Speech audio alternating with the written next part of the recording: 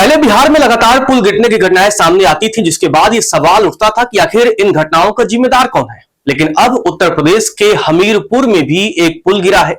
बेतवा नदी पर यह पुल बनाया जा रहा था, जिसमें 6 मजदूरों की मौत हो गई है। शुरुआती जांच में बताया गया है कि तेज आंधी और तूफान की वजह से यह पुल गिरा है। लेकिन बड़ा सवाल यह है कि जब सबके मोबाइल पर नोटिफिकेशन आ रहा है कि आंधी आने वाला है, तूफान आने वाला है, तो ऐसे सिचुएशन में इन मजदूरों को पुल पे काम करने के लिए किसने भेजा? देर रात तक मजदूर काम क्यों कर रहे थे, जबकि इस पूरे बात की संभावना जताई गई थी कि आंधी तूफान आने वाला है और आंधी तूफान तेज हो सकता है, क्योंकि अब तो सबके मोबाइल पर नोटिफिकेशन आ रहा है। तो इसके बाद से ये बड़ा सवाल पैदा होता है कि इन 6 जानों का असली गुनाहगार कौन है?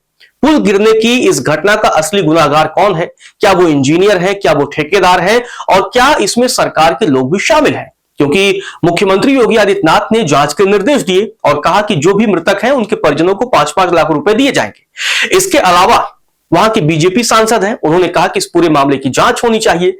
तो वहीं पर हमीरपुर के जो चेयरमैन हैं, उनकी तरफ से कहा गया कि इसमें पूरी तरीके से लापरवाही हुई है। जब आंधी और तूफान की बात कही गई थी तो ऐसे सिचुएशन में मजदूरों को काम करने के लिए क्यों भेजा गया? इस रिपोर्ट में हम चर्चा करते हैं कि यूपी के हमीरपुर में बेतवा नदी पर जो पुल गिरा है उसमें कैसे लोगों की मौत हुई और इसका असली गुनाहगार कौन है, और आखिर कब कब उत्तर प्रदेश में पुल गिरने की घटनाएं पिछले कुछ सालों में हुई है। विस्तार से इस रिपोर्ट में आपको बताता हूं, लेकिन उससे पहले अगर आपने लोक सेवा न्यूज को सब्सक्राइब नहीं किया है तो आप चैनल को सब्सक्राइब कर लें। अब बात करते हैं इस घटना की। इस घटना की अगर हम बात करें तो शुक्रवार रात 2 बजे ये घटना होती है और इसके बाद से इसमें 6 मजदूरों की जान चली जाती है। एसडीआरएफ मौके पर पहुंचती है और इसमें से 3 मजदूरों को जिंदा भी निकाला गया।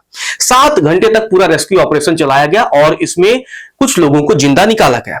अब इस पूरे मामले पर उत्तर प्रदेश ब्रिज कॉर्पोरेशन के एमडी है धर्मवीर सिंह, उनकी तरफ से बयान सामने आया है। उन्होंने कहा है कि आंधी और बारिश की वजह से स्लैब गिरा है, जिसकी वजह से जो मजदूर उस वक्त नीचे सो रहे थे उनकी जान चली गई है। आपको बता दें कि हमीरपुर में 80 से लेकर के 80 किलोमीटर पर आवर के आसपास से आंधी और तूफान आया है और ये जो हादसा हुआ है वो शहर से तकरीबन 25 किलोमीटर दूर ललपुरा इलाके में हुआ है। और जिन मजदूरों का निधन हुआ इसमें 4 बांदा के रहने वाले हैं, 2 हमीरपुर के रहने वाले हैं। और यहीं पर एक प्रत्यक्षदर्शी का जो बयान सामने आया है, जो कि खुद एक मजदूर भी है, उसका बयान बहुत अहम हो जाता है। उनका नाम है सुरेश कुमार। उन्होंने बताया कि पुल में मौजूदा समय में 2 शिफ्ट में काम होता है और जिस वक्त आंधी आई पहली शिफ्ट के लोग पुल के नीचे थे, जबकि दूसरी शिफ्ट के लोग 7 मजदूर पुल के ऊपर काम कर रहे थे, उसमें से मैं भी एक था। और आंधी से बचने के लिए हम लोग पुल पर लेट गए और इसी दरमियान एक स्लैब गिरता है और जो मजदूर नीचे सो रहे होते हैं उनकी जान चली जाती है, क्योंकि अब स्लैब पुलों का इतना बड़ा होता है, इतना भारी भरकम होता है कि उसमें बचने की संभावना किसी के नाम मात्र की भी नहीं थी। अब आपको बता दें कि इस पुल का जो निर्माण है वो उत्तर प्रदेश राज्य सेतु निगम द्वारा कराया जा रहा है और इस पुल की लागत तकरीबन 90 करोड़ रुपए बताई जा रही है। 700 मीटर ये पुल है और 2 लेन का ये ब्रिज है। मोराकांड से कुरारा गांव के बीच इस पुल का निर्माण किया जा रहा है और मार्च 2024 में इस काम की शुरुआत हुई थी और दिसंबर 2026 में इस पुल के काम को पूरा होना था, लेकिन इसी बीच ये हादसे का शिकार हो गया। और इसके बाद से मुख्यमंत्री ने इस पूरे हादसे में जान गंवाने वाले मजदूरों को 5-5 लाख रुपए देने का ऐलान किया है। साथ ही घायलों को 50-50 हजार रुपए देने का ऐलान किया है। लेकिन इसी बीच एक सवाल अहम खड़ा हो जाता है, क्योंकि हमीरपुर नगर पालिका परिषद के चेयरमैन हैं, नाम है कुलदीप निषाद। उनकी तरफ से जो बयान सामने आया उसके बाद से सवाल और भी गंभीर हो गए कि आखिर इस हादसे कि जिम्मेदार कौन है। उन्होंने कहा है कि मौसम विभाग ने जब पहले से ही तेज आंधी और तूफान को लेकर एडवाइजरी जारी की थी और आज के समय में तो लोगों के फोन पर नोटिफिकेशन भी जा रहा है, तो ऐसे में अलर्ट के बावजूद, मौसम विभाग के अलर्ट के बावजूद मजदूरों को काम पर क्यों भेजा गया, उन्हें काम क्यों कराया गया, ये बड़ा सवाल है। देर रात में उन्हें काम क्यों कराया गया, और इसीलिए वो कहते हैं कि इस पूरे मामले में लापरवाही जरूर हुई है और जो शुरुआती जांच है उसमें ठेकेदार की भूमिका संदिग्ध दिखाई दे रही है। तो जब एडवाइजरी जारी है, एडवाइजरी के बाद आखिर काम पर क्यों भेजा गया, एक ये बड़ा और गंभीर सवाल। और इसी के बाद से इस हादसे को लेकर कई तरह के सवाल खड़े हो रहे हैं। दूसरी तरफ हमने देखा है कि लखनऊ स्टेशन पर भी आंधी और तूफान इतना तेज था कि वहां के प्लेटफॉर्म नंबर 5 पर भी एक टिन शेड गिर जाता है। तो ऐसे में लगातार ये घटनाएं देखने को मिलती हैं। और उत्तर प्रदेश में ऐसा नहीं है कि पहली बार ये पुल गिरा हो, इससे पहले भी कई बार पुल गिर चुका है और पिछले बीते कुछ सालों में गिरा है। अगर हम बात करें तो 19 मार्च 2026 की ही, जब चंदौली में एक निर्माणाधीन रेलवे ओवरब्रिज का स्लैब नीचे गिरा था। हालांकि उस वक्त ये अच्छी बात थी कि किसी की जान नहीं गई थी। इसके अलावा 29 अप्रैल 2025 की बात है, जब महाराजगंज में एक निर्माणाधीन पुल अचानक गिर गया था और उसमें कई मजदूर गंभीर रूप से घायल हो गए थे। हालांकि उसमें भी किसी की जान नहीं गई थी।